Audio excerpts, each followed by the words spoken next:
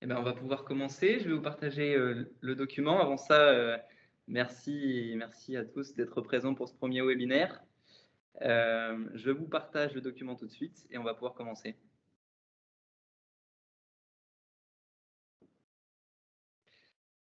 Alors, aujourd'hui, nous allons traiter une thématique qui nous correspond. Donc, notre premier webinaire à la Fédération EPGV d'éducation physique et de gymnastique volontaire.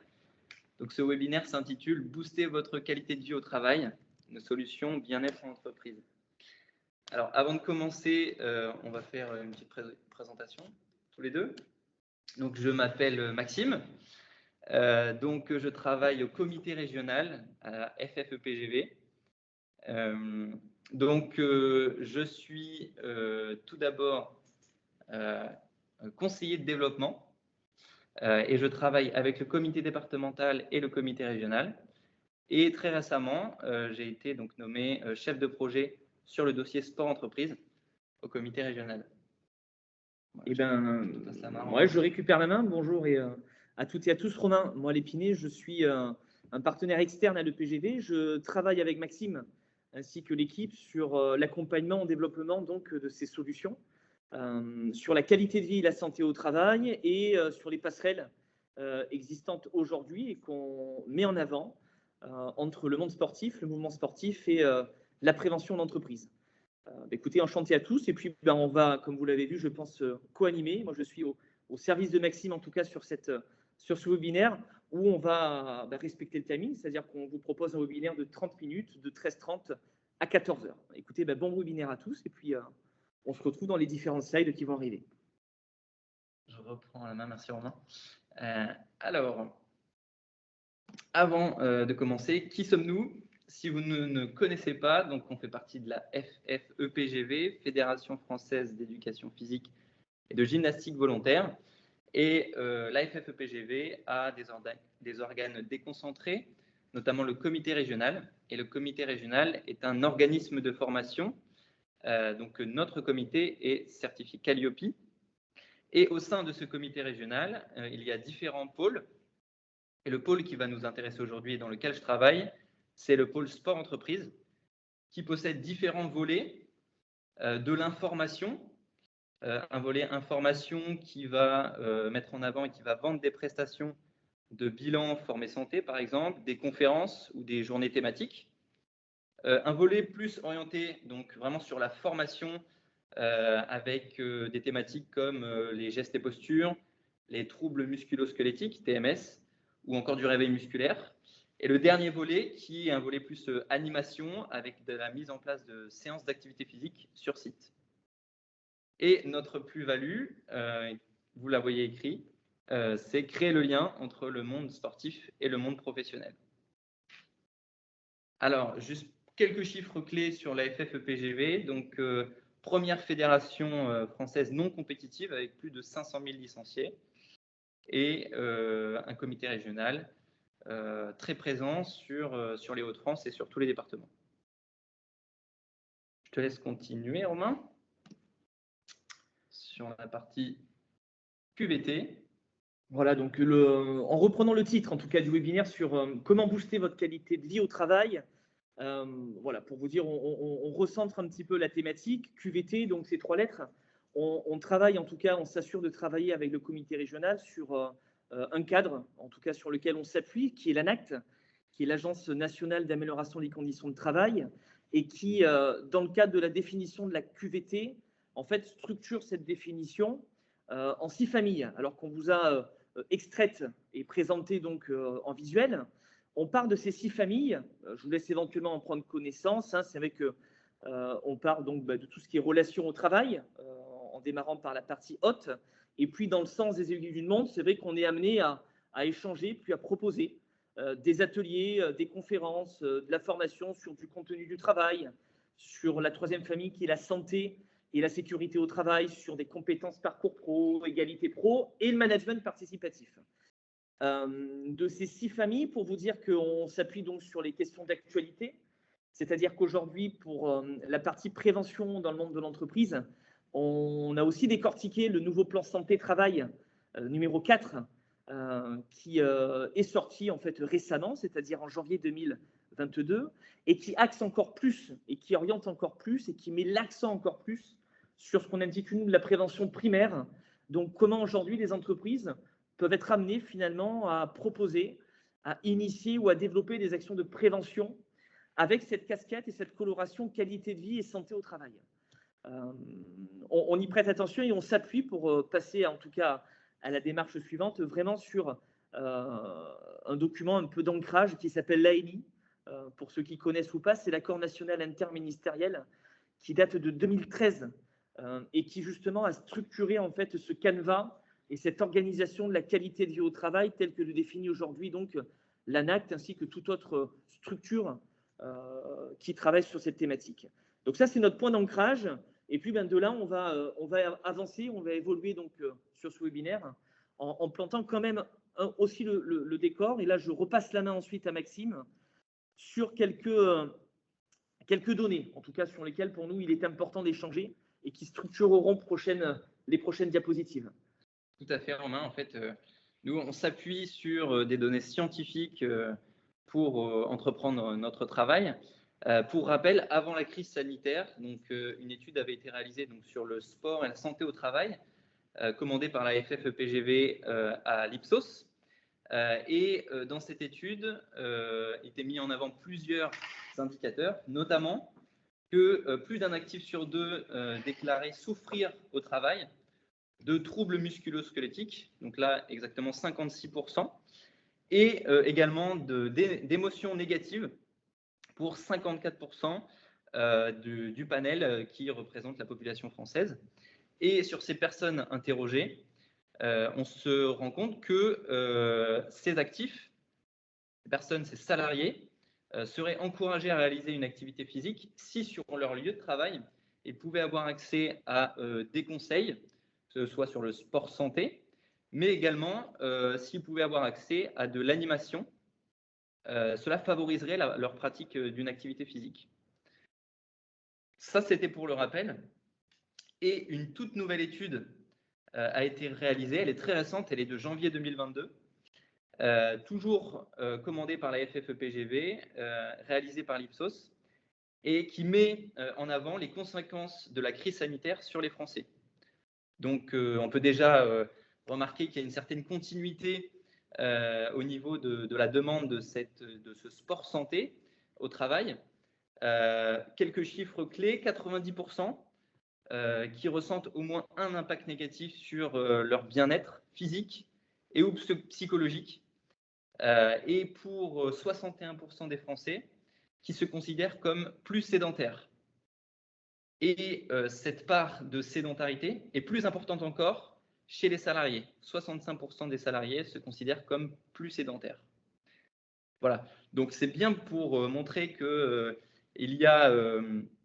qu'il existe en fait une constante demande de la part des salariés de pouvoir accéder sur leur lieu de travail à des solutions contre la dégradation de leur capital santé physique, psychologique et de leur satisfaction professionnelle et personnelle. Tac.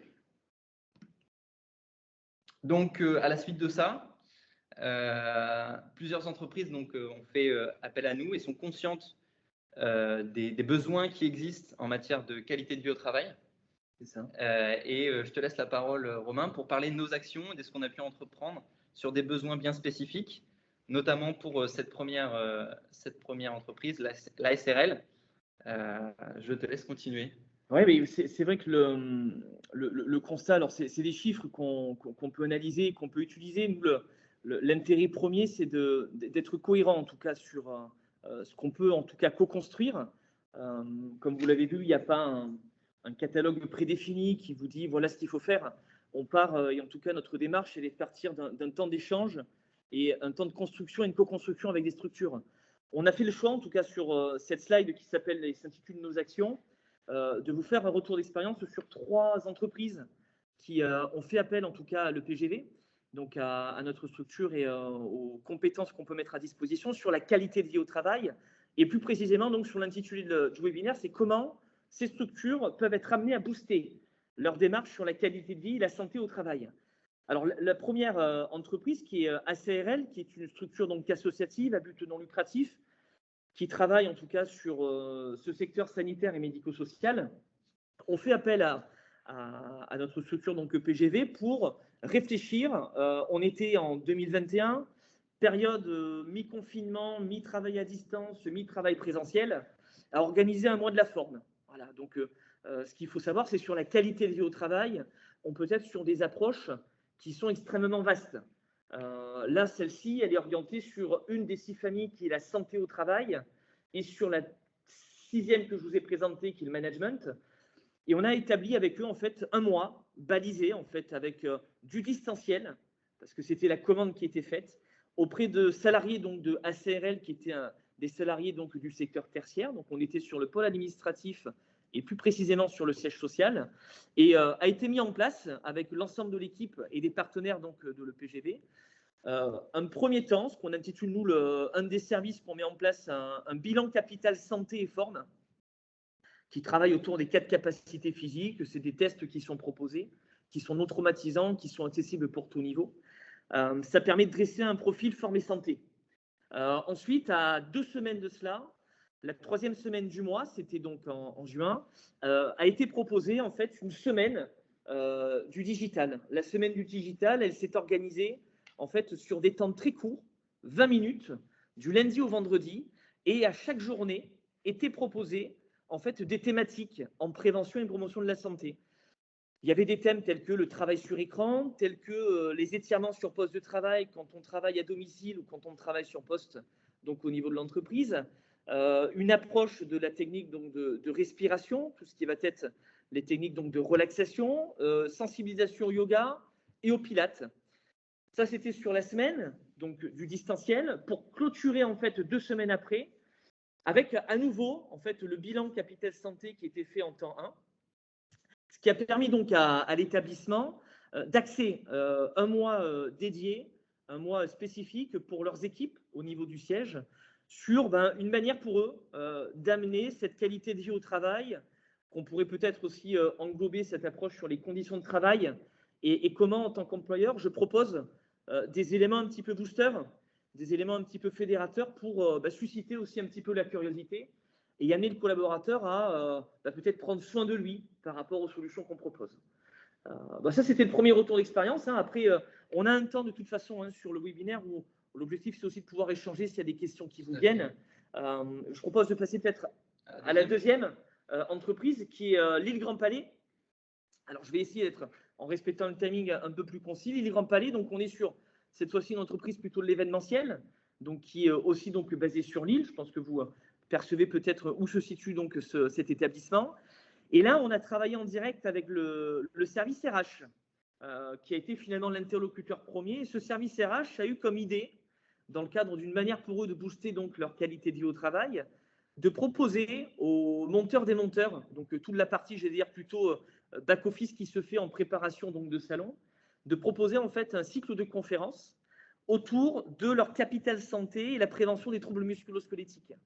Et donc là, on était sur des conférences en présentiel, c'était en début 2021, où on a traité en fait des thématiques sur le capital santé, finalement, qu'est-ce que c'est, quel est mon capital santé aujourd'hui, comment préserver mon corps quand on est sur des phases de manutention, en démarrant tôt le matin, en terminant tard le soir. On a amené aussi toute une culture autour de l'hygiène de vie, sur la partie alimentation, sur la partie sommeil. On a des secteurs d'activité au niveau de l'île Grand Palais qui travaillent non pas en 3-8, mais qui peuvent travailler de nuit. Donc, comment trouver finalement cet équilibre? Et de là, s'est découlé en fait une découverte d'activité physique, où là, on était plus sur une logique d'animation, on va dire, donc d'activité, où on y est allé sur du cardio-training, on est allé sur des activités aussi beaucoup plus douces, des activités de relaxation, et avec une sensibilisation proposée aussi sur toute la partie réveil musculaire et éveil musculaire avant prise de poste. Donc ça, c'était le 2e retour d'expérience. Ça a été la solution donc pour Monsieur Richir de se dire, il existe des formations, on sait qu'elles font partie du parcours de formation de mes équipes. Par contre, il faut que je trouve des alternatives quand même pour venir animer et créer aussi finalement un petit peu l'émulation. vis-à-vis de mes équipes et il faut que je trouve des moyens pour… un des objectifs qu'on échange beaucoup avec eux, c'est comment faire en sorte qu'un salarié qui démarre son activité le matin à 6h30, il puisse la terminer certes à 15, mais que je puisse le voir du lundi au samedi ou du lundi au dimanche, sans qu'il y ait malheureusement des fois pour certains, certaines pathologies qui se déclenchent ou certaines douleurs qui se déclenchent qui font que ça m'enclenche derrière malheureusement de l'absence, donc de l'absence qu'il faut que je remplace, donc des coûts directs et indirects qui s'installent. Voilà. On travaille aussi avec l'employeur sur ces questions, je dirais, de performance, pas économique, de performance globale de mon entreprise. Et c'était l'objet de l'échange donc aussi avec cet employeur donc, et les Grands Palais. Je repasse la main à Maxime, en tout cas sur un dernier retour d'expérience qu'on souhaitait vous proposer. Maxime, à toi. Merci Romain. Vous l'aurez remarqué, ces entreprises sont très hétérogènes. On passe du secteur médico-social à une entreprise plutôt privée qui fait de l'événementiel. Et ici, on va parler de Signature, donc, qui fait partie du groupe Vinci et donc, qui réalise la signalétique. Donc, c'est quelque chose qui est très important aussi pour nous de pouvoir répondre à tous les besoins de nos clients. Donc, avec Signature, ce qui a été mis en place, c'est sur des temps très courts, du réveil musculaire pour les équipes qui étaient sur le terrain. Nous avons réalisé donc sur 1 à 2 mois, sur l'ensemble des secteurs d'activité dans les Hauts-de-France, donc à Amiens, dans le département de l'Aisne, dans les départements donc de la Somme à Amiens, mais aussi du Nord, des temps de réveil musculaire avec les équipes, des temps courts, 30 minutes, simplement juste avant la prise de poste, donc pendant 1 à 2 mois, une fois par semaine. Et l'objectif de ces interventions, donc là qui était de l'animation, des ateliers réveil musculaire, c'était de pouvoir internaliser ces réveils musculaires en formant par la suite un référent réveil musculaire qui puisse lui-même prendre partie au sein de l'équipe afin de faire l'échauffement pour la journée de ses compagnons, c'est ça? C'est comme ça qu'on les appelle. C'est comme ça qu'on les appelle, ses compagnons, donc au sein de l'équipe. Voilà, je ne sais pas si tu voulais rajouter quelque chose. Non, pour compléter, ensuite, je pense qu'en respectant le timing, on va aussi enchaîner sur la dernière slide. On a fait le choix, en tout cas sur ce premier webinaire aussi, de ne pas matraquer en tout cas le temps d'échange et de présentation sur des chiffres. C'est-à-dire qu'on pourrait se dire, mais finalement, mettre en place une démarche qualité de vie au travail ou mettre en place des actions qualité de vie au travail, quel impact, quel retour sur investissement quand j'investis, parce qu'il y a cette logique aussi pour l'entreprise de parier en tout cas, mais on part du principe que parier, ça veut dire anticiper. Donc, tout ce qui est proposé ici, et donc il y a eu après d'autres retours d'expérience. Je sais que voilà, d'une personne présente sur ce webinaire-là, il y a eu une entreprise donc, de transport, qui plus précisément donc Tadao. Il y a eu la CAF sur un secteur aussi un peu plus public. On a eu des collectivités territoriales pour leurs agents. Espace vert, par exemple, ou pour des agents qui sont aussi bien donc en bureau. Ça, c'est aussi important. Et puis, on co-construit ensemble. On présente des chiffres parce que c'est aussi des fois des personnes qui ont besoin d'avoir, en tout cas, du quantitatif. Mais on part du postulat aujourd'hui et encore plus avec les retours d'expérience et les développements qui sont faits que on n'a plus temps en fait à prouver que cette démarche qualité de vie au travail, qui est une démarche globale, peut en tout cas amener, nous on fait en sorte qu'elle vienne répondre pour vous à des enjeux, soit de prévention, soit des enjeux de cohésion, ce qui nous semble aussi important quand on parle de booster votre qualité de vie au travail, et que les solutions qu'on vous propose, en tout cas, on les co-construit ensemble. Maxime, à toi. Sinon, on pourrait, moi j'enchaîne beaucoup, hein, mais je préfère rediriger vers Maxime. Alors, je laisse place à l'échange. Si vous avez des questions, ce moment est fait pour. Il y a le chat à côté. Hein. Exactement, il y a le chat. Vous voulez aussi réagir en direct. Vous pouvez réagir, tout à fait. Simplement, quelques petits points qui nous restent à voir ensemble. Un catalogue de formation va vous être envoyé à la suite de ce webinaire. Vous y retrouverez toutes nos offres de formation, sur tous les volets que l'on propose et dans le détail. N'hésitez pas à nous contacter si vous voulez aller plus loin et qu'on construise quelque chose ensemble. On répondra à vos besoins.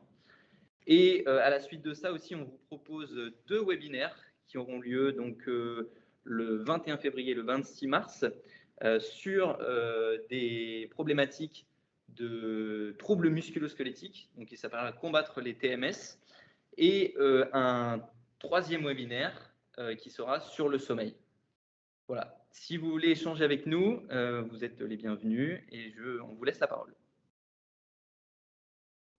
Et sinon, je pense qu'en termes de timing, on tente de respecter le time cap qui nous est donné, en tout cas sur ces 30 minutes, qui est un challenge. Donc, il reste voilà 5 minutes si vous avez en tout cas un besoin. Je vois qu'il y a une première, je me permets d'être sur les conversations, Maxime, il y a une un premier échange. Bonjour, dans le Pas-de-Calais, nous sommes intervenus donc dans une MDR en prévention des TMS.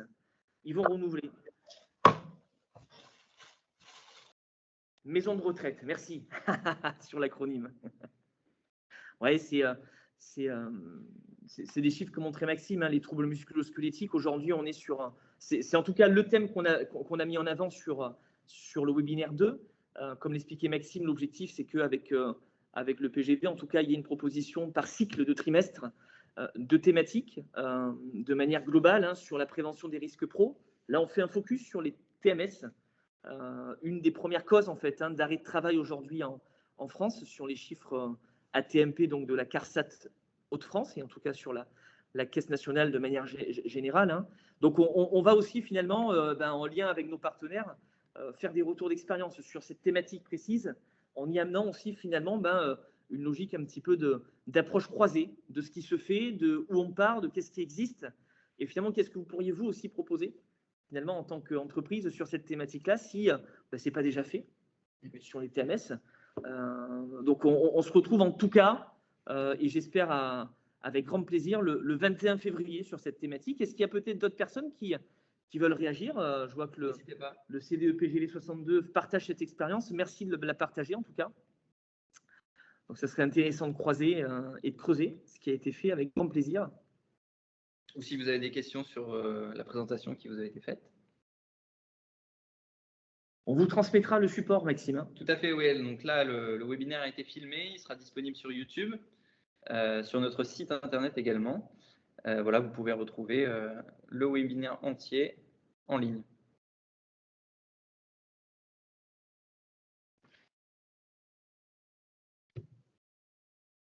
Moi, je me dis qu'en termes de… La thématique, elle est importante, hein, booster votre qualité de vie au travail. Booster, c'était un terme qui nous tenait à cœur. Oui. Quand on vous parlait de ce lien entre sport et santé. Hein. Voilà, c'est-à-dire qu'aujourd'hui, on se demande finalement comment un employeur, comment une entreprise, comment un service formation, les services QHSE, qualité, hygiène, sécurité, environnement, ou les référents santé-sécurité, les secteurs infirmiers et santé au travail, en fait, sont déjà eux amenés à proposer. Donc, on est aussi dans une logique d'échange sur ces webinaires-là, partage d'expériences. On vous a présenté en tout cas nos expériences et certaines de nos expériences d'une manière globale sur la QVT. On est aussi preneur en tout cas de créer finalement un petit peu cette communauté en hashtag booster la QVT, mais on est à disposition à l'écoute et on sera de toute façon en un présent et en deux à votre écoute. Ou alors si vous organisez vous des webinaires, on sera participant aussi pour partager et s'enrichir en tout cas de nos métiers. C'est, je pense, une démarche intéressante. Dorian qui ne nous met pas de questions à la fac STAPS de Liévin, ça veut dire qu'ils sont extrêmement compétents, calés sur la qualité de vie au travail. Et donc, on les fera intervenir sur des animations. Voilà. Ça peut être intéressant de travailler sous ce format-là, quand on est sur ce secteur, de les inviter sur des interventions et leur montrer peut-être de quelle manière les projets et les actions sont mis en place. En tout cas, s'ils le souhaitent, ça peut être intéressant de partager et de construire ça avec eux aussi.